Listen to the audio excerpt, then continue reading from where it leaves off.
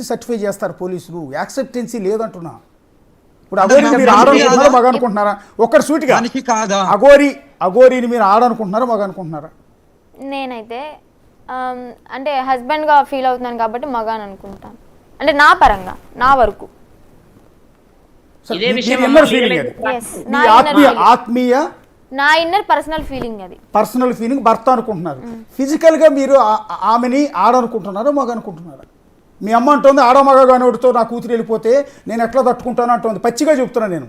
నిజంగా మీ అమ్మ అన్న మాటలు నిజంగా నాకు ఇప్పటికీ రిఫ్లెక్ట్ అవుతుంది. ఎంతసేపు లైవ్లో ఉన్నాను కానీ మీ అమ్మ ఏడుస్తూ అన్న మాటే రివైండ్ అవుతూనే ఉంది. చూడడానికి అమ్మాయిగా ఉన్నా కానీ నాకైతే అబ్బాయి. కానీ అది కాదమ్మా, మీకు పోలీస్ స్టేషన్కి వెళ్తామంటున్నారు కదా, చట్ట ప్రకారం అడ్వకేట్స్ దగ్గరికి వెళ్ళినా, మీరు కోర్టుకు వెళ్ళినా, పోలీస్ స్టేషన్కి వెళ్ళినా, ఎక్కడికి వెళ్ళినా ఇది అడుగుతారు మీరు. దానికి మేము సమాధానం చెప్తున్నాను. ఓకేనా? అక్కడ చెప్తా చిన్ను, అక్కడికి వెళ్ళి వచ్చేస్తే ఇంకా చాలు. ఓకేనా? నువ్వు బయటకు వచ్చి కాల్ చేయి నాకు. లీగల్ గా వెళ్తున్నాము, లీగల్ 100% లీగల్ గానే వెళ్తాము. ఆ మ్యారేజ్ సర్టిఫికేట్ కూడా నేను తెప్పిస్తాను. నేను ఆల్రెడీ కాల్ చేసిన ఒకరికి. మ్యారేజ్ సర్టిఫికేట్ కూడా అక్కడ వాళ్ళ సమక్షం మ్యారేజ్ చేసుకొని మ్యారేజ్ సర్టిఫికేట్ మేము అక్కడ ప్రొసీడ్ అవుతాం. ఓకేనా?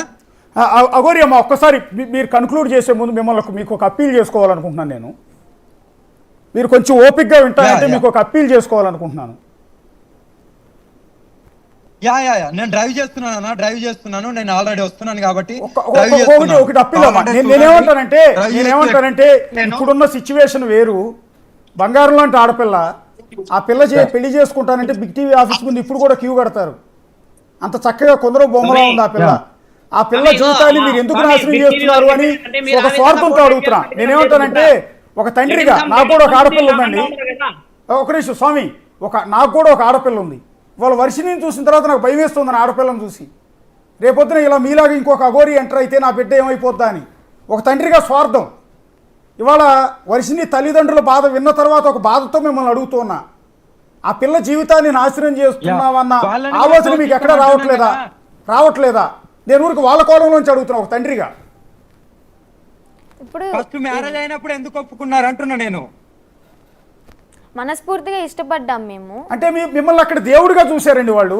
యాక్చువల్లీ మీరు నిజంగా అమ్మాయిని తీసుకెళ్లిపోతారని వాళ్ళు అనుకోలేదు, కానీ మిమ్మల్ని ఒక దేవుడిగా చూసినట్టున్నారు వాళ్ళు. ఆ విషయాలని మాట్లాడిన తర్వాతే తాళి కట్టడం జరిగింది. మాట్లాడిన తర్వాతే నా మెల్లో తాళి కట్టడం జరిగింది.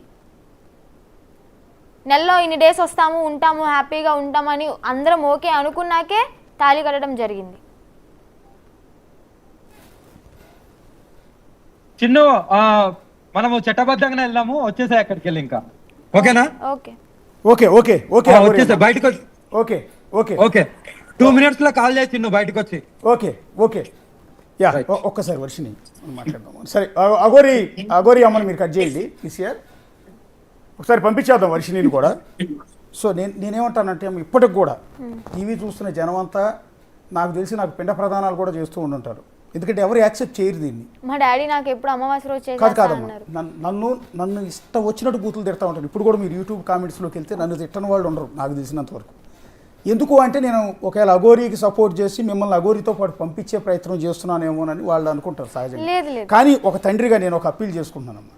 నేను ఒక అన్నగా, నీ అన్న హర్ష ప్లేస్లో, మీ నాన్న కోటాయి ప్లేస్లో ఉండి అడుగుతున్నాను. నేను ఇప్పటికీ కూడా నువ్వు రిక్వెస్ట్ చేస్తున్నామ్మా, నువ్వు అఘోరి అమ్మతో వెళ్తే నీ లైఫ్ బాగుంటుందని నేనైతే అనుకోవట్లేదు. కొద్ది రోజుల పాటు ఈ అట్రాక్షన్లో కొద్ది రోజుల పాటు బాగుండొచ్చేమో. ఎందుకంటే మీరు సఫర్ అయి ఉన్నారు, కష్టాలు పడి ఉన్నారు, దెబ్బలు తిని ఉన్నారు, అవమానాలు పడి ఉన్నారు. ఇవన్నీ చూసిన తర్వాత జీవితం మీద విరక్తి, వైరాగ్యం చెంది కొద్ది రోజుల పాటు మైండ్ అలా ఆలోచించవచ్చు, తప్పేం లేదు. కొద్ది రోజులు అయిన తర్వాత కొద్ది రోజులు వదిలేసే వెళ్ళిపోవాలన్న ఉద్దేశంతో అయితే నేను పెళ్లి చేసుకోలేదు. తను ఇష్టపడి జీవితాంతం నా ప్రాణం ఉన్నంత వరకు, నా ఊపిరి ఉన్నంత వరకు తనతోనే కలిసి ఉండాలని చెప్పి అనుకుని పెళ్లి చేసుకున్నాను. ఇది నీ అమాయకత్వం ఏమనుకుంటున్నాను నేను అనేది ఏంటంటే నీ అమాయకత్వం అంటున్నాను. నువ్వు ఏమి తెలియని ఒక సగటు ఆడపిల్లవి. నేనేమో మధ్యతరగతి కుటుంబంలో పుట్టిన ఒక సగటు ఆడపిల్లవమ్మ. నేను అనేది ఏంటంటే నేను చెప్తున్నాను, నేను స్వార్థంతోనే చెప్తున్నా, ఒక ఆడపిల్ల తండ్రిగా చెప్తున్నాను నేను. ఇది నువ్వు ఇప్పుడు ఏమీ ఆలోచించి నిర్ణయాలు తీసుకోలేని వయసు నీది, అమాయకురాలు. తండ్రిగా చెప్తున్నా అన్నారు కదా, మరి ఒక కూతురుగా నా బాధ ఎందుకు అర్థం చేసుకోవట్లేదు మీరు? ఒక తండ్రిగా మీ బాధ ఓకే ఉంటది, మరి కూతురిగా ఓకే కూతురు ఇష్టపడింది, అడుక్కునే వాడికైనా ఇచ్చి చేస్తాను అది ఇది చెప్పని అంటారు ఇష్టపడితే. మరి నేను తను ఇష్టపడ్డాను, మీరు ఎందుకు ఒప్పుకోవట్లేదు? నా ఇష్టం కూడా అడుక్కునే ఉంటుంది కదా. వాడికి